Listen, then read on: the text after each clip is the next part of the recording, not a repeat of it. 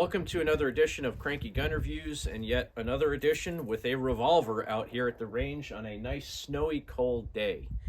Today the gun that we're looking at is another stainless steel K-frame. Actually, they called these D-frames back in the day.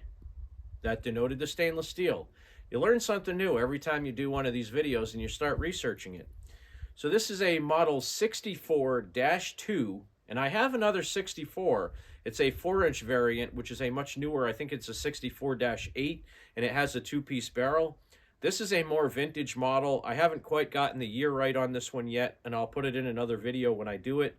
But this is a 2-inch snub-nose D-frame, which is actually a stainless steel K-frame, and it is a nice round butt. It is a 6-shot 38 special only, but it was rated for plus P because it's such a heavy gun. All stainless steel frame. Double action, single action with the hammer. This one has a little bit of history on it. Now I'm going to roll some footage in here in a few minutes. On the back strap of this gun, it has the letters MDC and then -907-S. I originally thought that might have been the Massachusetts Department of Corrections because this is Massachusetts where I bought it.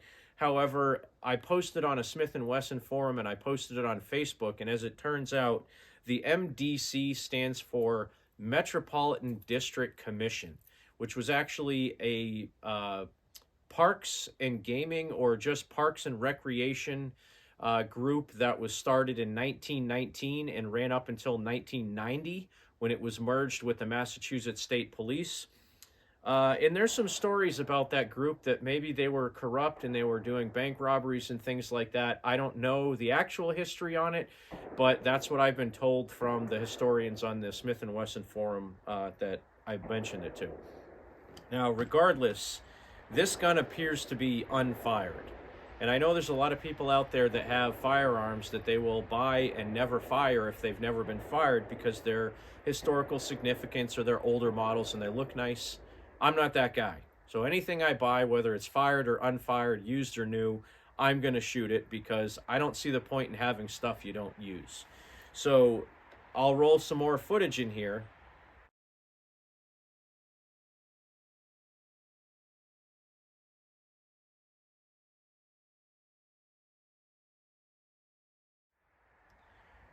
And it does appear that this forcing cone has never had lead or a jacketed bullet going through it. This gun is so clean, but I'm going to change that right now.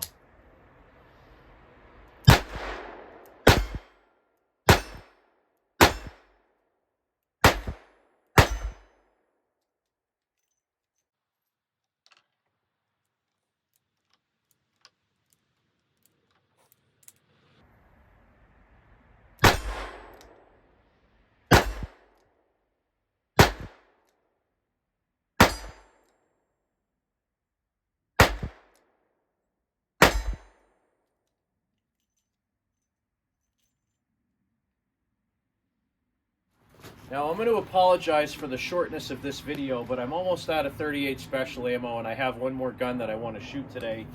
So, again, this was a brand new unfired gun, as far as I could tell, until just now. And I put its first rounds through it. I'm going to finish up this video because it's very cold. It's still snowing out here. My hands are freezing, and I'm almost out of ammo.